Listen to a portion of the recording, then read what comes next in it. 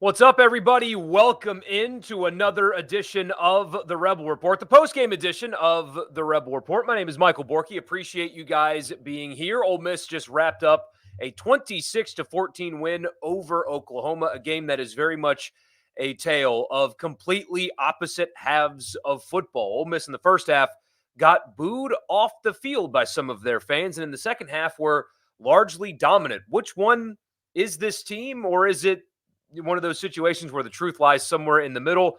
We'll have to find out next week in Fayetteville. But for now, we're talking about this win, again, Ole Miss over Oklahoma. Before we get into it, I want to invite you, please, if you have not already, if you're watching on SuperTalk's YouTube channel for the first time and you want more Ole Miss content, just search in your favorite podcast app, whichever your favorite podcast app is, search Rebel Report, subscribe, and if you like what you hear, leave a rating and a review. And this edition and every edition of the Rebel Report podcast is presented by the Gregory Law Firm. DJ Gregory of the Gregory Law Firm. He's in Saltillo, Mississippi, but he can service you anywhere. Personal injury, small business, or even contract dispute. So if you have been personally injured, this is the person to call. You're not just he's not just churning clients for numbers in and out. He will actually take care of you as a person and not just a number. Small business owners, you may not need legal advice today, but that day may come where you need some support. DJ Gregory, the Gregory Law Firm, 662-397-9799, 662-397-9799. Don't delay, call DJ today. The Gregory Law Firm presents the Rebel Report. So we'll do what we always do. We'll do box score. House cleaning is what I call it, and then we will get to a little bit more analysis, and then I'll let you guys enjoy the rest of your football weekend. First, again, Ole Miss wins 26-14. Jackson Dart was 22 of 30 for 311 yards. That's 73% completions, one touchdown, no interceptions. More importantly, he was 14 of 17 in the second half for 218 yards and that touchdown to Caden Prescorn. Aforementioned Caden Prescorn led Ole Miss in receiving today, had 5 receptions for 71 yards and that touchdown. Jordan Watkins had 4 for 60. Caden Lee had 4 for 60. Daquan Wright had 3 for 54. Juice Wells had 3 for 40. Micah Davis had 1 catch, but it was a big one and a very important play in the game. Ole Miss struggled running the football against this really good Oklahoma defensive front. Parrish had 15 carries for 44 yards and that touchdown. Ulysses Bentley only had 5 carries in the game. Dart had 8 for 24, was sacked, though, so that also impacts that. Defensively, Ole Miss had a banner day when it comes to tackles for loss and sacks. 15 tackles for loss for Ole Miss and 9 sacks. Suntarian Perkins was the player of the game for the Rebels. He had 5 tackles for loss and 3 sacks and 11 tackles total. Chris Paul Jr. had a couple of TFLs. He led the team with 12 tackles. Daughtery was good as well. Ole Miss got really good linebacker play today. Daughtery had 10 tackles as well. J.J. Pegues had 3 tackles for loss and a pair of sacks. Princely Uman-Mielen, better than this stat says, but he was still really good today. Really, really good.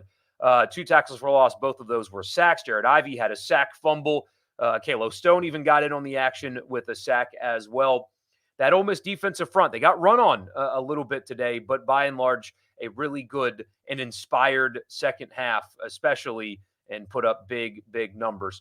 On the other side, Jackson Arnold was 22 of 31 for just 182 yards. So on 31 pass attempts and 22 completions, only 180 yards passing. Did have a couple of touchdowns, though.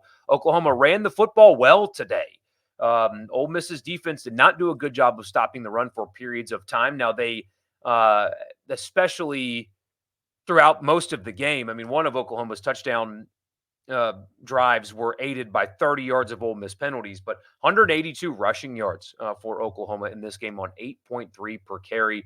I thought Ole Miss in the first half, actually, hold on, we'll get to that in just a second. But Ole Miss, again, 26-14, a winner over Oklahoma. Before we get into the actual analysis and some thoughts from the game, I want to tell you that this podcast is also brought to you in part by Advantage Business Systems. Check them out online at absms.com. Advantage Business Systems has you covered for all of your Mississippi office technology needs. Tell them I sent you. You'll get a complimentary office technology assessment. So you tell them what you need and what your budget is, and they will find a solution for you on me. That's Advantage Business Systems, absms.com. The podcast is also brought to you in part by Priority One Bank. Let them make you their priority. They've got 16 locations here in Mississippi, so there's very likely to be one in your backyard. They make you their priority every single day with their online banking platform. It's a one-stop shop. All you need is an internet connection, and you can do whatever it is that you need to do with your money because Priority One Bank makes you their priority.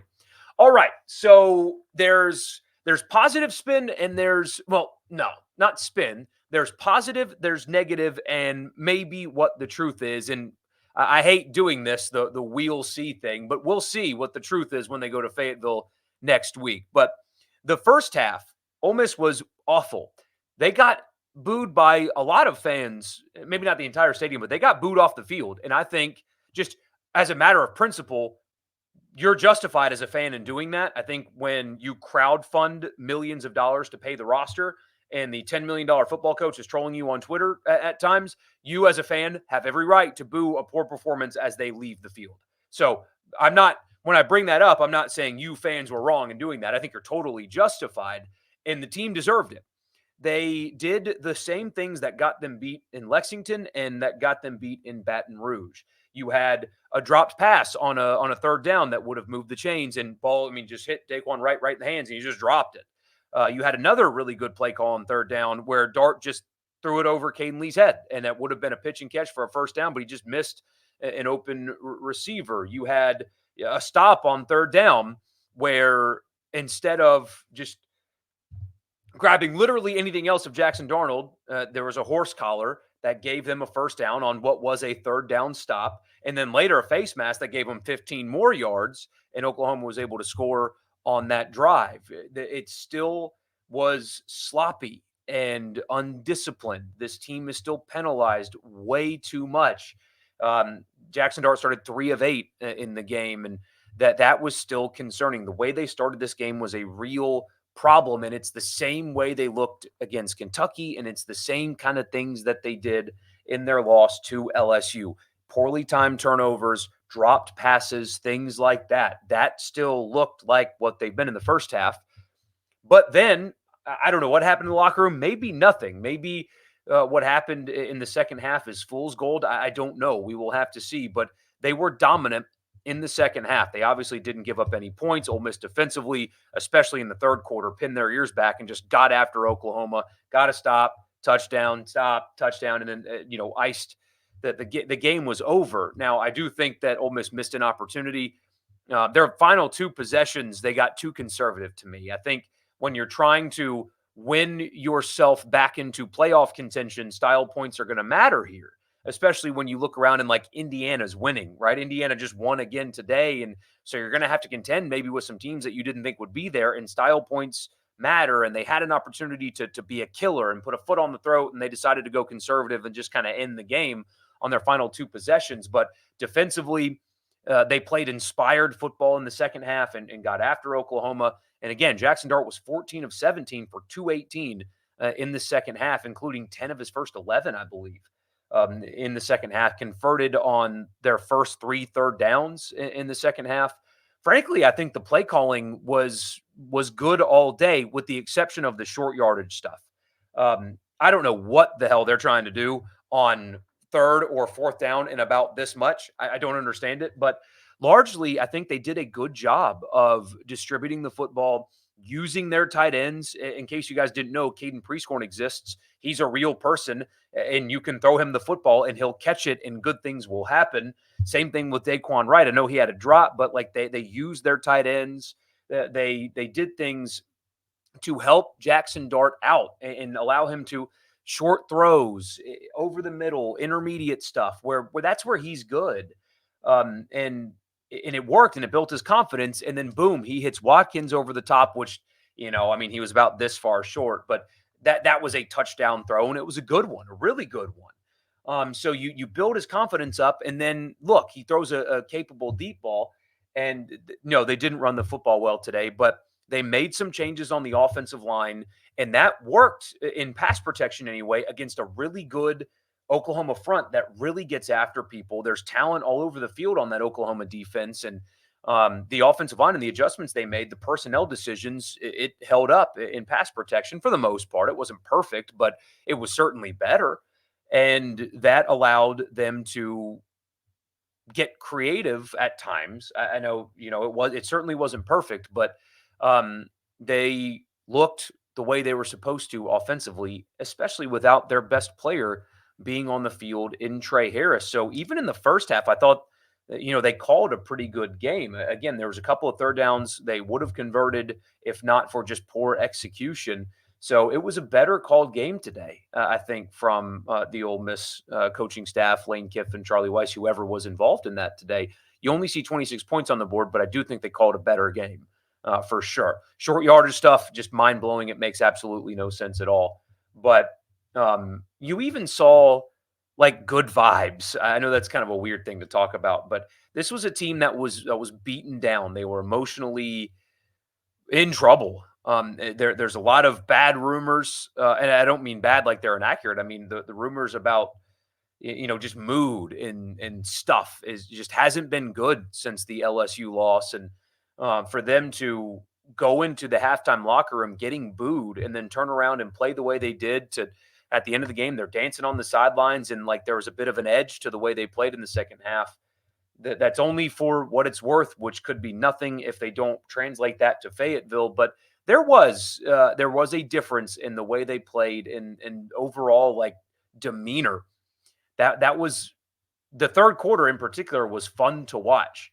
And maybe they found something we'll just have to see. But they still can't do things like they did in the first half. Inopportune penalties and little things like Jackson Dart, who 2022 and 2023, Jackson Dart would not have slid short of the marker on third down, and that happened twice today. He's got to get some of that edge back, and maybe the second half is going to spark some of that. But that are those little things that they did, sliding short of the sticks on third down when you could have gotten a first down, sliding short of the sticks when you clearly had green grass to get a first down on a separate situation later in the game, bad inopportune penalties, dropped passes. They still can play much, much, much cleaner today. But they got to win. It's hard to win in the SEC. Sometimes, I mean, they won a game by 2 scores today, and were largely dominant for the final 30 minutes. Sit back, continue to improve. Arkansas scored a bunch of points against Mississippi State today, but I'm not particularly convinced that state defense would be good in junior college, so there's not a whole lot to get out of that. But if they carry whatever they found in the second half to Fayetteville, they can win that game. If they start the way they started today, they will, not can, they will lose that game. So which one shows up, we'll have to see. But hey, a win is a win is a win. It always is. And Ole Miss got one of those today. We'll be back for the live stream on Sunday. Thank you guys so much for tuning in and being a part. Leave a comment. I would love to read your thoughts about the game. I invite you to like the video and subscribe as well. But thank you for tuning in, and I'll talk to you guys on the live stream on Sunday. See you then. Appreciate you. Enjoy your weekend, and I'll talk to you then.